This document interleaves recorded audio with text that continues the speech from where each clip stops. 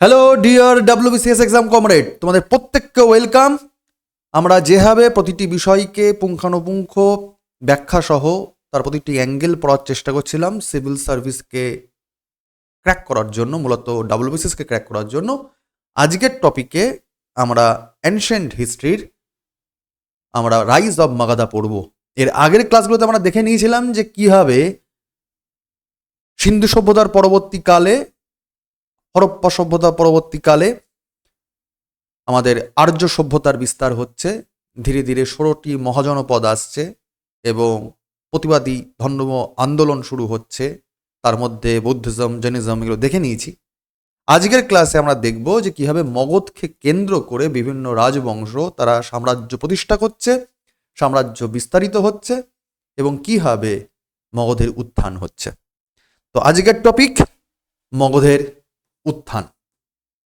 মগধের উত্থান, এই গল্পটা বোঝার জন্য আমাদেরকে বুঝতে হবে যে মগধ, যেখানে 4টে রাজধানী পরবর্তীকালে বিভিন্ন সময় বিভিন্ন রকম রাজধানীতে কনভার্ট হচ্ছে, কিন্তু বিভিন্ন রাজবংশ সেখানে আস্তে আস্তে তাদের ক্ষমতা এস্টাবলিশ করছে। তো যখন রাজবংশের গল্প চলে আসি, তখন মগধকে কেন্দ্র করে প্রথম দিকে শুরুয়াতি তরে আর কি মগধের উত্থানের পেছনে যেসব রাজবংশগুলো দায়ী ছিল, মূলত আমরা যেসব প্রাচীন উপাদান থেকে আমরা তথ্য জানতে পারি, যা জানতে পেরেছি সেটা হচ্ছে মূলত এই সাম্রাজ্যবাদী শক্তির উত্থান মগধকে কেন্দ্র করে হচ্ছে 545 খ্রিস্টপূর্বের সময়। কিরকম? তার প্রথম বংশটি হচ্ছে হরজঙ্ক বংশ। পরবর্তীকালে 430 এই খ্রিস্টপূর্বাব্দের সময় আসছে শিশুনাগ ডাইনেস্টি। তার পরবর্তীকালে আসছে ভারতবর্ষের প্রথম প্রবল শক্তিশালী সাম্রাজ্যবাদী শক্তি নন্দবংশ। এবং আফটার অল সমগ্র ভারতবর্ষকে জুড়ে, ভারতবর্ষের বাইরেও ছড়িয়ে ছিটিয়ে গিয়ে একনায়ক রাষ্ট্র কনসেপ্ট নিয়ে চলে আসছে মৌর্য বংশ। তো এইগুলো আমরা পরপর করে অ্যানালিসিস করে করে পড়ব। প্রথমে আমরা দেখব হরযংশ বংশের গল্প, যা চলছে, শুরু হচ্ছে 545-এ এবং চলছে মোটামুটি 493 বিসি অব্দি। কিন্তু মাঝখান থেকেই চলে আসছে অন্য আরেক ডাইনেস্টি, যার নাম শিশুনাগ ডাইনেস্টি। এটা আমরা আসবো। তার আগে আমরা হরজঙ্ক বংশের পুঙ্খানুপুঙ্খ ব্যাপারগুলো মাইন্ড ম্যাপের সাহায্যে পড়াশোনা করার চেষ্টা করি। যদি এই বংশটিকে আমরা ট্রি লাইন করার চেষ্টা করি, তাহলে দেখব প্রথম যে শাসকের নাম আমরা পেয়ে থাকি বিভিন্ন উপাদানে, সেখানে একজন শাসকের নাম হচ্ছে, সেটা হচ্ছে ভট্টীয়। যদিও ভট্টীয় কে এ নিয়ে তর্ক বিতর্ক আছে, অনেক সময় বলে দেওয়া হচ্ছে ঐতিহাসিকটা উপাদান থেকে পাচ্ছেন, বিভিন্ন পুরাণ মতে, বিভিন্ন রকম ধর্মের শাস্ত্র মতে সেটা হচ্ছে যে বিম্বিসারেরই অপর নাম ছিল ভট্ট। যাই হোক, সেগুলোতে আমরা আসছি। যাই হোক, ওভারঅল যদি দেখা যায় যে ভট্টীয় নামক এক শাসকের হাত ধরে এই বংশের উত্থান, হরজঙ্ক বংশের উত্থান, পরবর্তীকালে বিম্বিসার আসছেন, যিনি পরবর্তীকালে উপাধি নিচ্ছেন শ্রেণিক নামে, এবং তিনি মূলত এই সাম্রাজ্যবাদী শক্তিকে এস্টাবলিশ করছেন। অর্থাৎ তিনি প্রথম শাসক এই রাজবংশে, এবং শাসক হওয়ার পর দীর্ঘ 52 বছর ধরে এই সিংহাসনে তিনি আরোহণ করে থাকেন এবং রাজ্যপাট সামলান। এবং বিভিন্ন ঐতিহাসিকদের মতে হরজঙ্ক বংশের শ্রেষ্ঠ শাসক হচ্ছেন তিনি, অর্থাৎ বেস্ট রুলার এই বিম্বিসারকেই বলা হচ্ছে। পরবর্তীকালে ইতিহাস ঘাঁটলে আরো জানা যাচ্ছে যে বিম্বিসারের ছেলে অজাতশত্রু তার পরবর্তীকালে সিংহাসন আরোহণ করছেন, এবং তিনিও প্রায় 32টা দীর্ঘ বছর সাম্রাজ্য শাসন করে থাকেন। এবং তার সাম্রাজ্য শাসনের 8মতম বর্ষে বুদ্ধ নির্বাণ লাভ করেছিলেন, এই তথ্য আমরা দেখতে পাই। এর পরবর্তীকালে সিংহাসন আরোহণ করেন উদয়ী বা উদয়ভদ্র, যিনিও প্রায় 16টা বছর সাম্রাজ্য পরিচালনা করেন। তারপরে আসে অনিরুদ্ধ, যিনিও কম বেশি 38টা বছর সিংহাসনের দায়িত্ব সামলান। তারপরে মুন্ড বলে এক শাসকের নাম আমরা পেয়ে থাকি, এবং শেষমেশ লাস্ট এই হরজঙ্ক ডাইনেস্টির শেষ শাসক তিনি হচ্ছেন নাগ দশক, প্রায় 24টা বৎসর তিনি কিন্তু সিংহাসনের দায়িত্ব পালন করেন। তো ট্রি লাইন অনুযায়ী যে কার পরে কোন শাসক সেটুকু আমরা দেখে নিলাম। এবার আমাদের মূল ইম্পর্টেন্ট যে শাসকগুলোকে পড়তেই হবে সেটা হচ্ছে বিম্বিসার, অজাতশত্রু এবং পরবর্তীকালে শাসকদের কথা জানতে হবে। বিম্বিসারের কথাই যদি আমরা সরাসরি চলে আসি, তাহলে বিম্বিসার তার নামটাই মূলত আসছে তার মায়ের নাম বিম্ব থেকে। তার মায়ের নাম বিম্ব থেকে তার নাম আসছে বিম্বিসার। যদিও বিভিন্ন ইতিহাস নিয়ে তার গল্প নিয়ে ঐতিহাসিক নানা রকম বিতর্কের জায়গা রয়েছে। মহাবংশ, বৌদ্ধ ধর্মগ্রন্থ, বুদ্ধচরিত অশ্বঘোষের, সেখানে দাবি করা হচ্ছে যে বিম্বিসার ছিলেন হর্যঙ্ক বংশের বংশধর। হোয়ারাস যদি মৎস্য পুরাণকে দেখা যায় তাহলে দেখা যাবে সেখানে আবার বিম্বিসারকে বলা হচ্ছে শিশুনাগ ডাইনেস্টির বংশধর। সুতরাং তর্ক বিতর্কের অবকাশ রয়েছে যে তিনি আসলে কোন বংশের। তবুও ওভারঅল যেহেতু সেই সময়তে বিভিন্ন উপাদান মিলিয়ে দেখা গেছে যে বৌদ্ধ ধর্মের বিকাশ হয়েছিল, বৌদ্ধ ধর্মের প্যারালালি তিনি ছিলেন, ন্যাচারালি ধরে নেওয়া হচ্ছে যে তিনি হর্যঙ্ক বংশেরই প্রথম শাসক এবং বেস্ট শাসক। বিভিন্ন উপাদানে তাকে বিভিন্ন নামে ডাকা হচ্ছে, যেমন বোধিস, যেমন ভট্টীয়, যেমন হেমজিৎ, খেমজিৎ, নানা রকম নামে ডাকা যাচ্ছে। ঐতিহাসিক উপাদানে দেখা গেছে যে তাকে উপাধি দেওয়া হয়েছে বা তিনি উপাধি ধারণ করেছিলেন শ্রেণিক। পরীক্ষায় বিভিন্ন রকম সময় কোশ্চেন এসছে শ্রেণিক কার উপাধি ছিল বিম্বিসারের, অথবা যারা গ্রিক লোকজন ছিল তাকে শ্রেণিক উচ্চারণ না করে তাকে বলতো সেনিও। তো এই সেনিওটাও ছিল তার উপাধি বা টাইটেল।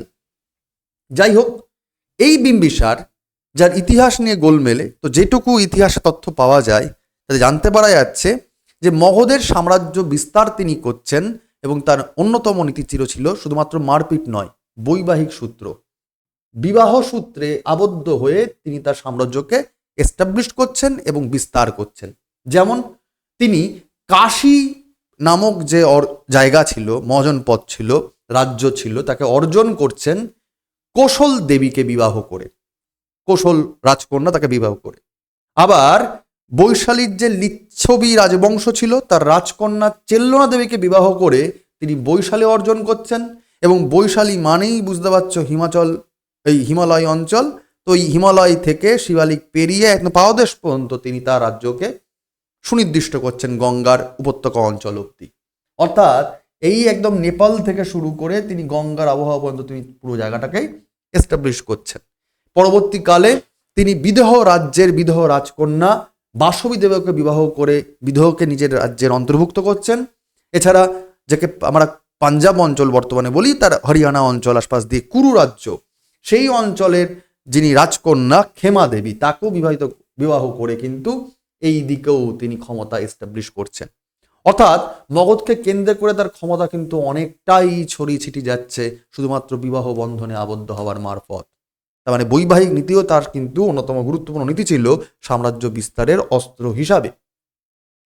বৈদেশিক নীতি, তিনি কূটনৈতিক দিক থেকেও সক্ষতাপূর্ণ ছিলেন। তার সঙ্গে গান্ধার রাজ পক্ষসাতির ভালো সম্পর্ক ছিল, তাদের মধ্যে দূত আদান প্রদান বেশ ভালো রকম হতো। অবন্তীরাজের সঙ্গে অবন্তীরাজ তার সঙ্গে বেশ বন্ধুত্বমূলক সম্পর্ক ছিল।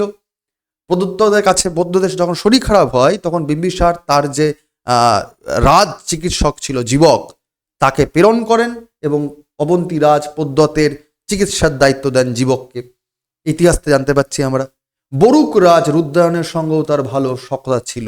ইতিহাসের বিভিন্ন উপাদান থেকে আমরা দেখতে পাই যে বিম্বিসারের সঙ্গে কিন্তু আঞ্চলিক অন্যান্য রাজবর্গের রাজবংশের ভালো মৈত্রতামূলক সম্পর্কও ছিল। এবং তিনি তার রাজ্যকে খুব ভালোভাবে সিকিউর করার জন্য তিনি কি করেছিলেন, তিনি তার রাজধানীকে স্থানান্তরের কাজ করেছিলেন। তিনি গিরিব্রজ মগধের যে প্রথম রাজধানী সেখান থেকে ফার্স্ট টাইম তিনি রাজধানী শিফট করছেন রাজগৃহে, যাকে আমরা বর্তমানে রাজগির বলে থাকি। চারপাশ দিয়ে 5টা পাহাড় এবং এই 5টা পাহাড়ে ভৌগোলিকভাবে অনেকটাই সিকিউর জায়গা মগধ। সেই কারণে মগধের রাজধানী গ্রীবজোত থেকে চেঞ্জ হয়ে যাচ্ছে রাজগৃহ বা রাজগীর বর্তমানে, অর্থাৎ এইরকম জায়গায় চলে আসছে তার রাজধানী। আমরা যদি আরো দেখি তার প্রশাসনিক ভূমিকা, তার রাজ্য বিস্তারের গল্প, তাহলে দেখতে পাবো যে শেষমেশ বিম্বিসার যখন সাম্রাজ্যে স্টেবল, সেই সময় তার সাম্রাজ্য, তার আয়তন ছিল প্রায় 300 লিগ। স্যার এই লিগ টার্মটা কি? 1 লিগ মানে হচ্ছে 3.5 মাইল। এবার তুমি গুণ করে বুঝে নাও যে কত বড় এলাকা নিয়ে তার সাম্রাজ্য ছিল। প্রায় তার এলাকার মধ্যে 80,000-এর কাছাকাছি সমৃদ্ধশালী গ্রাম ছিল, যেখান থেকে তিনি রেভিনিউ ট্যাক্স কালেক্ট করতে পারতেন। এবং আজকের সেই দুঃখী জায়গা নয়, গঙ্গার উপত্যকা অঞ্চলে সোনায় রাঙা, ফসলে মানে সবুজ, এবং চাষবাস যেমন ভালো হচ্ছে, উন্নত কৃষি হচ্ছে, তেমনভাবেই অতিরিক্ত জিনিস ব্যবসা বাণিজ্য চলছে দেশের সঙ্গে, অর্থাৎ অর্থাগম ভালো হচ্ছে, এবং মগধে লৌহ খনি সেটা কিন্তু অনেক রকমভাবেই তাদের আর্মি পাওয়ারকে বাড়িয়ে দিচ্ছে। তার যে শাসনকর্মী যারা ছিলেন, অর্থাৎ বিউরোক্রেসি যেভাবে তিনি মডেল করেছিলেন, সেখানে দেখা যাবে যে তিনি এক্সিকিউটিভ, অর্থাৎ যারা শাসন ব্যবস্থা পরিচালনা করছে তাদেরকে তিনি বলতেন সর্বার্থক, যারা সাধারণের অ্যাডমিনিস্ট্রেশন দিকটা দেখভাল করত। তার শাসনকর্মীদের মধ্যে অন্যতম একটা ডিপার্টমেন্ট পড়ে যায়, সেটা হচ্ছে জুডিশিয়ারি ডিপার্টমেন্ট, বিচার ব্যবস্থা।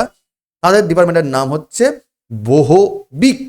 আর যারা আর্মি, যারা নিরাপত্তা দেখত, তারা হচ্ছে সেনানায়ক বা মিলিটারি। অর্থাৎ আজকের ভারতের যে কনসেপ্ট, হ্যাঁ সেই সময় যেহেতু রাজবংশ পরম্পরায় আসছে, স্বাভাবিকভাবেই সেখানে নিয়ম নীতি রাজা যা তৈরি করেছে সেটাই হচ্ছে। অর্থাৎ লেজিসলেচার ওরমভাবে আলাদা কোনো ডিপার্টমেন্ট দেখতে পাওয়া যাচ্ছে না। কিন্তু এক্সিকিউটিভ, জুডিশিয়ারি, মিলিটারি, এই 3টে পার্টে তিনি কিন্তু ভাগ করে দিচ্ছেন বিম্বিসারের আমলের শাসন ব্যবস্থায়, রাজ্য শাসন ব্যবস্থার অঙ্গ হিসাবে। আমরা যদি দেখা যায় যে এই 52টা বছরে বিম্বিসারের জীবনে দুজন ব্যক্তিত্ব তারাও বড়সড় প্রভাব রাখছে। কে? এক, জৈনিজমের প্রবর্তক তীর্থঙ্কর বর্ধমান মহাবীর, আর 2, গৌতম বুদ্ধ, বুদ্ধিজম। এই দুজন ব্যক্তি সরাসরি বিম্বিসারকে আলোড়িত করছে। মাসের সঙ্গে তারা যেভাবে কানেক্ট হয়ে যাচ্ছে, নতুন ধর্মের দিশার সঙ্গে যেভাবে মানুষের সঙ্গে মিশে যাচ্ছে, বিম্বিসার তাদের দর্শনে আপ্লুত হচ্ছেন, নিজেকে নিয়োজিত করছেন। এই দুখানা ব্যক্তির সঙ্গে তাদের কিন্তু তার ঘোর সম্পর্ক ছিল, ঘনিষ্ঠ সম্পর্ক ছিল। পরবর্তীকালে তিনি গৌতম বুদ্ধের দর্শনে, দিশাতে তিনি আরো বেশি করে আকৃষ্ট হন এবং শেষমেশ বিম্বিসার বৌদ্ধ ধর্ম গ্রহণ করেন। এবং তিনি তার গুরুদেবকে, গৌতম বুদ্ধকে করণ্ড বেনুদন নামক এক জায়গা দান করেছিলেন। এবং তার ব্যক্তিগত চিকিৎসকের নাম বললাম জীবক, সেই জীবককেও গৌতম বুদ্ধের চিকিৎসার কাজে নিয়োজিত করেছিলেন। যে জীবক, যিনি শল্য চিকিৎসায় পারদর্শী ছিলেন, আয়ুর্বেদে পারদর্শী ছিলেন, সেই জীবক কিন্তু শুধুমাত্র বিখ্যাত চিকিৎসকই নন, গৌতম বুদ্ধের জীবনেও যতবার তার শরীর খারাপ হয়েছে, কখনো কখনো কোষ্ঠকাঠিন্যতা, কখনো কখনো তার আঘাত হানা, তার শত্রুতা, সমস্তটা মিলিয়ে গৌতম বুদ্ধকে শারীরিক দিক থেকে সুস্থতা সবল করে রাখার জন্য এই গৌতম বুদ্ধের অনুগামী জীবকের ভূমিকাও গুরুত্বপূর্ণ। যে জীবক, যাকে অন্যরকমভাবে বলা হয় কোমর ভজ্জ, অর্থাৎ তিনি নাকি কোনো এক বারাঙ্গনার তিনি সন্তান, শূদ্র নারী বারবণিতার সন্তান ছিলেন, তাকে ফেলে দেওয়া হয়েছিল। পরবর্তীকালে কোনো রাজপুত্র কুমার দেব তাকে রক্ষা করেছিলেন, তাকে লালন পালন করেছিলেন বলে তার নাম হয়েছিল কুমারভজ্জ। পরবর্তীকালে যিনি বিম্বিসারের রাজ চিকিৎসক হয়েছিলেন, কিংবা অজস্রত্র রাজ চিকিৎসক ছিলেন, তিনি কিন্তু দীর্ঘকাল ধরে এই গৌতম বুদ্ধের সেবা শুশ্রূষায় নিয়োজিত ছিলেন। এনিওয়ে, অর্থাৎ ধর্মনিরপেক্ষ বিষয়ে তিনি কিন্তু ছিলেন আসলে উদার, তিনি সমস্ত ধর্মকেই সমানভাবে দেখতেন, তিনি ধর্ম সহিষ্ণু ছিলেন, এইটুকু আমরা জানতে পারি। বিম্বিসার এই যে একটা দীর্ঘকাল ধরে সাম্রাজ্য বিস্তার করলেন, তো শেষমেশ গল্প পাল্টে গেল। বিম্বিসারের পরবর্তীকালে সিংহাসন আরোহণ করছেন অজাতশত্রু, কিন্তু অজাতশত্রু তার পিতাকে হত্যা করে সিংহাসন নিচ্ছে। অজাতশত্রু, বিম্বিসার তার সন্তান, বিম্বিসারের সন্তানের নামে অজাতশত্রু, তার মাতা ছিল ওই যে বলেছিলাম বৈশালী লিচ্ছবি রাজকন্যা চেল্লনা দেবী, তার সন্তান ছিলেন। কিন্তু শেষ বয়সে তার পিতা বিম্বিসারকে হত্যা করে তিনি কিন্তু শেষমেশ সিংহাসন আরোহণ করেন। অজাতশত্রু প্রথম জীবনে চম্পার শাসক ছিলেন। তার টাইটেল আবার ছিল কুনিক। পরীক্ষায় খুব কোশ্চেন দেয়। শ্রেণিক্কার উপাধি বিম্বিসারের, কুনিক্কার উপাধি অজাতশত্রু। তার মূল পরামর্শদাতা আমরা যেমন দেখেছি, কৌটিল্যের ভূমিকা পরবর্তীকালে বেশ ছিল, চন্দ্রগুপ্ত মৌর্যের আমলে মূলত বেশি ছিল, আমরা দেখেছিলাম। একই রকমভাবে এই অজাতশত্রুর একজন খুব কাছের মন্ত্রী বা পরামর্শদাতা ছিলেন, কূটনীতিবিদ ছিলেন, তার নামও পরীক্ষায় বারবার করে আসে। তার নাম কি? বসকাকার। পরীক্ষার জন্য ভেরি ভেরি ইম্পর্টেন্ট যে অজাতশত্রুকে পরামর্শ কে দিতেন, কোন কূটনীতিবিদ? তার নাম হচ্ছে বসকাকার। এছাড়াও অজাতশত্রু তিনি কিন্তু আর্মসের দিক থেকেও তার বেশ আকর্ষণ ছিল। তিনি পরাক্রমী শাসক ছিলেন। তিনি দুটো ইম্পর্টেন্ট অস্ত্র বানিয়েছিলেন। তোমরা দেখেছো বাহুবলী বলে একটি সিনেমা, যেখানে নানা রকমের ডাইনামিক অ্যানশিয়েন্ট যুগের অস্ত্র, একটা রথ ঘুরছে, চারিদিকে একটা ব্লেড ঘুরছে, দুমদারাক্কা সৈন্যদেরকে মেরে দিচ্ছে, আর বড় বড় সেই পাথর দিয়ে যেখানে গোলার বারুদ আগুন দিয়ে ছুঁড়ে ছুঁড়ে মারছে, যেমন তোমরা দেখেছো পাথর ছুঁড়ে পাথর বৃষ্টি করার জন্য। তো ওই দুটো অস্ত্র আসলে কিন্তু অজাতশত্রুর আমলের অস্ত্র, প্রাচীন ভারতের অস্ত্র। তো এই পরাক্রমী শাসক অজাতশত্রু তিনি এই দুটো অস্ত্রকে ব্যবহার করেছিলেন। পাথর ছোড়ার অস্ত্রের নাম কি ছিল? মহাশিলাকণ্টক। আর ওই যে রথের মধ্যে ব্লেড দিয়ে দিয়ে আধুনিক অস্ত্র বানিয়েছেন যাতে কচু কাটা কাটা যায় অপর পক্ষের সৈন্যদেরকে, সেটা হচ্ছে রথমুশল। এই দুই ধরনের আধুনিক অস্ত্র তিনি কিন্তু উদ্গাতা, এবং তিনি কিন্তু এই দুটো অস্ত্রকে ব্যবহার করে তার সাম্রাজ্যকে আরও বেশি করে শক্তিশালী করছেন। তিনিও তার পিতার মতো করে বিবাহ বন্ধনে আবদ্ধ হয়ে তার সাম্রাজ্যকে, যেটুকু স্থানীয় আঞ্চলিক বিদ্রোহ হচ্ছিল তাকে আটকানোর চেষ্টা করেছিলেন। যেমন পরবর্তীকালে কোশলদের সঙ্গে মগধের আবার বিদ্রোহ ঝামেলা হয়, সেখানে সেই যুদ্ধে অজাতশত্রু আবার প্রসেনজিৎ, কোশলরাজ প্রসেনজিৎকে পরাস্ত করেন, আবার মগধ জিতে যায়, এবং এই প্রসেনজিৎ, কোশলরাজ প্রসেনজিতের কন্যা ভজিরা কুমারীকে বিবাহ করেন তিনি। আবার কোশলকে তার নিজের এরিয়ার মধ্যে নিয়ে নেন, কাশীকে অন্তর্গত করেন তার এলাকার মধ্যে।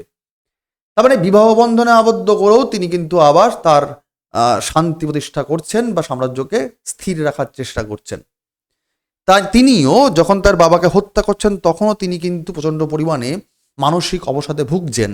আর যতই হোক, আত্মগ্লানি বলে তো মানুষের কিছু একটা হয়, কিন্তু সেই হতাশার সময় সেই যে চিকিৎসকের নাম বলেছিলাম জীবক, যে জীবক বিম্বিসারের রাজ চিকিৎসক ছিলেন, যে জীবক গৌতম বুদ্ধের বৌদ্ধ গুরু গৌতম বুদ্ধের পার্সোনাল চিকিৎসক ছিলেন, সেই চিকিৎসক জীবকই কিন্তু আবার অজাতশত্রুকেও মেন রাস্তায়, জীবনের মূল ধারায় ফিরিয়ে নিয়ে আসছেন। তিনি গৌতম বুদ্ধের চরণাগত হওয়ার চেষ্টা করছেন, মত দিচ্ছেন যাতে অজাতশত্রু তিনি মানসিক শান্তি পান, যাতে সুস্থির হতে পারেন, রাজ্য পাঠ্যে চেষ্টা করে চালাতে পারেন। অজাতশত্রু তার মত অনুযায়ী গৌতম বুদ্ধের শরণাপন্ন হন, এবং শেষমেশ গৌতম বুদ্ধ সঙ্গে তার বহুবার সাক্ষাৎ হয়, তার দেখা তিনি নেন, এবং তিনিও উদ্বুদ্ধ হন গৌতম বুদ্ধের মতাদর্শের। তা সত্ত্বেও তিনিও কিন্তু পরবর্তীতে দেখা যায় তিনিও ধর্ম সহিষ্ণুতার পথকে বেছে নেন। তার আমলেও জৈন ধর্মেরও কিন্তু বিশাল ব্যাপ্তি হয়েছিল, অর্থাৎ দুখানা ধর্ম কিন্তু প্যারালাল ছিল, ঠিক আছে, সেই সময়তেই, অর্থাৎ বিম্বিসারের সময় এবং অজাতশত্রুর সময়, দুই সময়তেই কিন্তু এই দুটি ধর্মের বেশ সহাব অবস্থান ছিল। তথাগত অর্থাৎ গৌতম বুদ্ধ যখন তার বোধি লাভ হয়ে যাচ্ছে, জ্ঞান লাভ হয়ে যাচ্ছে, সেই সময়তে তার সঙ্গে বহুবার করে দেখা সাক্ষাৎ হচ্ছে। এই কথা কোথা থেকে বলতে পারছি আমরা? বিভিন্ন ঐতিহাসিক উপাদান থেকে। যেমন এক চিত্র আছে, ভারদূত ফলক চিত্র, সেখানে কিন্তু এই চিত্রে, এই ফলকে উদ্গাতাতে লেখা আছে, বর্ণিত আছে যে গৌতম বুদ্ধ বোধিলাভ বা জ্ঞান মোক্ষ লাভ করার পর তিনি তার সাথে কিন্তু বহুবার সাক্ষাৎ হয়েছিল অজাতশত্রু। এর পরবর্তীকালে খুব ইম্পর্টেন্ট, তিনি বৌদ্ধ ধর্মকে এতটাই ইন্সপায়ার হয়েছিলেন বৌদ্ধ ধর্মে যে তিনি প্রথমবারের জন্য বৌদ্ধ সম্মিলিতি বা যাকে বলা হয় ফার্স্ট বুদ্ধিস্ট কাউন্সিল, তিনি আয়োজন করছেন। ফার্স্ট বুদ্ধিস্ট কাউন্সিল রাজগৃহতে, অর্থাৎ তার রাজধানীতে। কার সময়? অজাতশত্রুর সময়। এরপরে চলে আসে যে শাসক, তিনি হচ্ছেন উদয়ীন বা উদয়ভদ্র বা উদয়ী, বিভিন্ন নামে ডাকা হয়। যদিও পুরাণ মতে বর্ণিত আছে যে অজাতশত্রুর পরে আরেকজন শাসকও ছিল, তার নাম হচ্ছে দর্শক। যদিও বেশিরভাগ ঐতিহাসিক দর্শককে মতান্তরিত না দিয়ে সরাসরি বলে দেয় যে অজাতশত্রুর পরে নাকি সিংহাসন আরোহণ করছেন উদয়ীন। উদয়ীন কি জন্য বিখ্যাত, কেন এটাকে মনে রাখতে হবে এনাকে? তার কারণ তিনি গঙ্গা এবং সোনের মাঝখানে একটি গ্রামকে এতটাই সুন্দর করে ডিজাইন করে তৈরি করেন, যেটা নগর সভ্যতায় কনভার্ট হয়ে যায় এবং পরবর্তীকালে সেটা শক্তির মূল কেন্দ্রবিন্দু হয়ে যায় মগধের জন্য, ভারতবর্ষের প্রাচীন ভারতের সাম্রাজ্য বিস্তার ইতিহাসের জন্য। জায়গাটা কি? পাটলিপুত্র, আজকের দিনের পাটনা। তো পাটলিপুত্র নগরকে তিনি পত্তন করেছিলেন, মানে তৈরি করছেন, এবং পরবর্তীকালে তিনি ওই যে রাজগৃহ থেকে তিনি পাটনা বা পাটলিপুত্রে আজকে তিনি রাজধানী স্থানান্তর করছেন। তাহলে পাটলিপুত্র নগর তৈরি করেছিলেন কে? উদয়ন, হরজঙ্গ বংশের শাসক উদয়ন। এরপরে যে শাসকের নাম দেখতে পাবো, যে বংশ চলে আসবে, সেটা হচ্ছে শিশুনাগ ডাইনেস্টি। উদয়নের সময়কাল দেখা যাচ্ছে 493-93 দিকে, তার শেষমেশে অনেকে ছিল, কিন্তু সবাই ছিল দুর্বল শাসক। মাঝখান থেকে এক ডাইনেস্টি উত্থান হয়, সেটা হচ্ছে শিশুনাগ বংশের শাসক শিশুনাগের হাত ধরে, যাদের সময়কালও 430 থেকে শুরু হয়ে যাচ্ছে। শিশুনাগ বংশের ডাইনেস্টি দেখা যায়, তাহলে 3-তে প্রথমেই আসছে শিশুনাগ রাজ, যিনি প্রথম শাসক।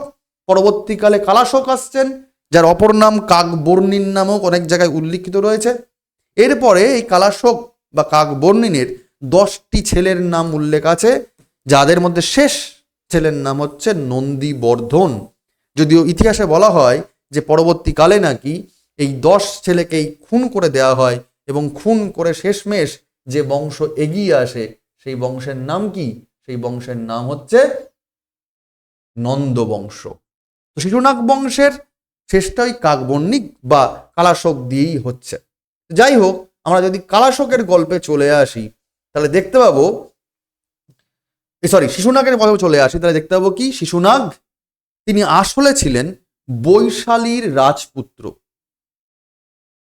ঠিক আছে, তার মাতার নাম ছিল নগর শোভিনী। পিতা বৈশালীরই লিচ্ছবি রাজবংশের শাসক ছিলেন, যদিও তার নাম খুঁজে পাওয়া যায় না, তার মায়ের নাম পাওয়া যায় নগর শোভিনী। বড় যখন তিনি হচ্ছেন, প্রথম জীবনে তিনি চম্পা শাসকই থাকছেন। চম্পা খুব ইম্পর্টেন্ট জায়গা, অর্থাৎ ভারতবর্ষে যদি এটা গঙ্গা হয়ে থাকে, এদিকে যদি সোন উঠে আসে, তো চম্পা এইরকম জায়গায়, তো এইরকম জায়গায় চম্পা শাসক তিনি হচ্ছেন। মগধের পার্শ্ববর্তী জায়গা চম্পা, খুব ইম্পর্টেন্ট জায়গা, চম্পার গভর্নর তিনি হচ্ছেন। তিনিও অবন্তীকে দখল করছেন, অবন্তী তিনি দখল করছেন, এবং শেষমেশ দেখা যাচ্ছে তিনি তার যে টান ছিল বৈশালীর দিকে, তিনি কি করছেন? রাজধানী বারবার করে চেঞ্জ করছেন।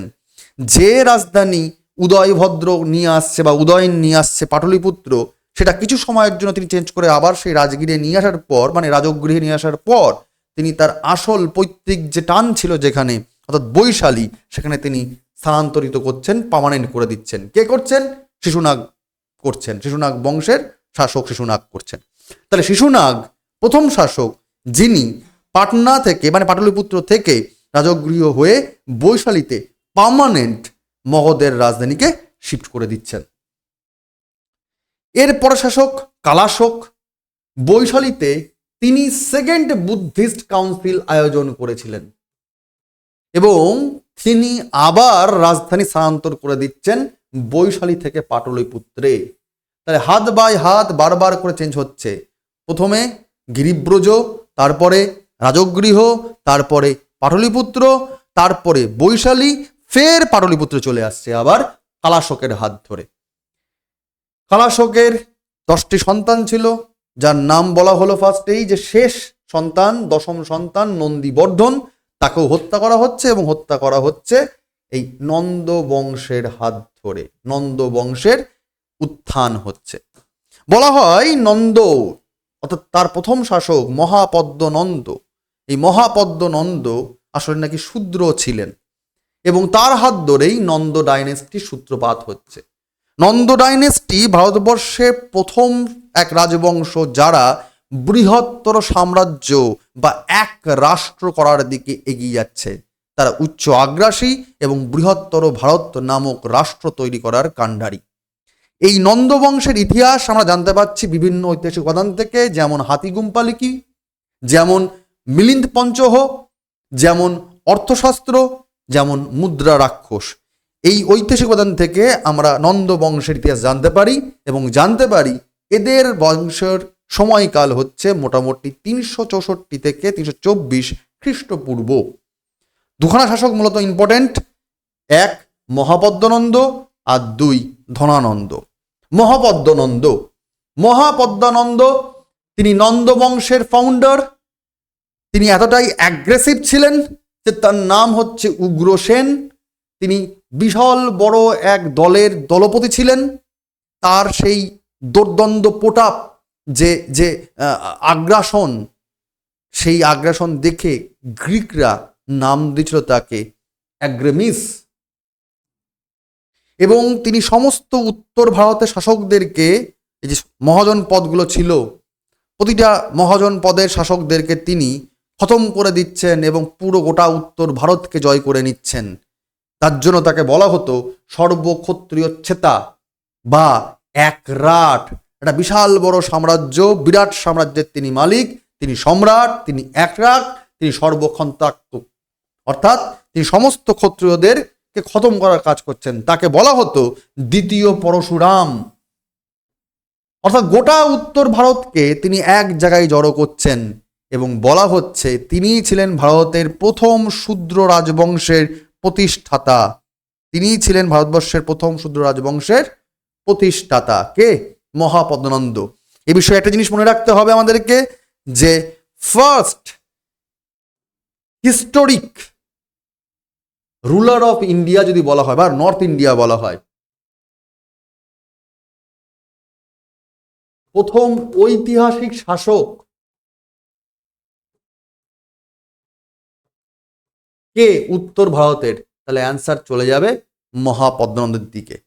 প্রথম উত্তর ভারতের ঐতিহাসিক শাসকের নাম হচ্ছে মহাপদ্মনন্দ। তিনি পর পর করে 10টি জায়গা জয়লাভ করছেন। তিনি জয়লাভ করছেন কোশলকে, কাশী জয়লাভ করছেন, বারাণসী জয়লাভ করছেন, তিনি পাঞ্চাল জয়লাভ করছেন, তিনি কাশী জয়লাভ করছেন, কুরু জয় করছেন তিনি, তারপরে জয় করছেন সুরসেন অঞ্চল, মিথিলা অঞ্চলে মৈথিল অঞ্চল জয় করছেন, ধৃতিহট্ট জয় করছেন পশ্চিম ভারতে, হৈহয় রাজ্য জয় করছেন। এছাড়া Kalinga, very first time Kalinga শুধু অশোক জয় করেননি, কলিঙ্গ জয় করেছিলেন কোন শাসক? এই কথাটা বললে অশোকের নাম আমরা হঠাৎ করে বলে দিই। হাতিগুম্পা লিপি থেকে জানতে পারছি আমরা যে কলিঙ্গ অশোকের আগেও জয় করছেন হচ্ছে নন্দবংশের ফাউন্ডার মহাপদ্মনন্দ। এবং শেষমেশ দক্ষিণ ভারতে গোদাবরীর তীরে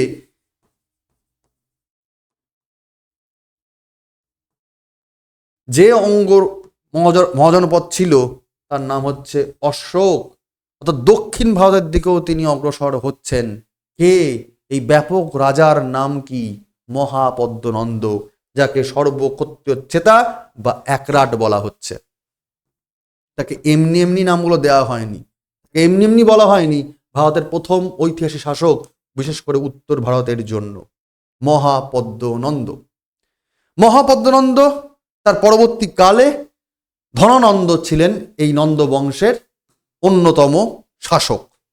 ধনানন্দ তিনি ঔদ্ধত্যপূর্ণ শাসক ছিলেন। তার রুড ব্যবহার, তিনি এক সিংহাসনে দুবার বসতেন না যদি সিংহাসন নোংরা হয়ে যেত, সিংহাসন তিনি পুরি জ্বালিয়ে দিতেন।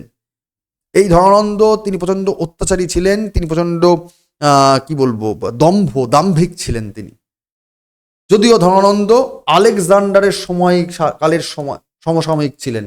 আলেকজান্ডার সেই সময়তে ভারতবর্ষের দিকে অগ্রসর হচ্ছিল এবং গ্রিকদের বিভিন্ন ঐতিহাসিক উপাদান থেকে জানা যায় যে তার সাম্রাজ্যে কিন্তু গঙ্গায় রিডি বা বঙ্গদেশ যেটা বর্তমানে আজকে, সেটা কিন্তু মগধের আন্ডারেই ছিল।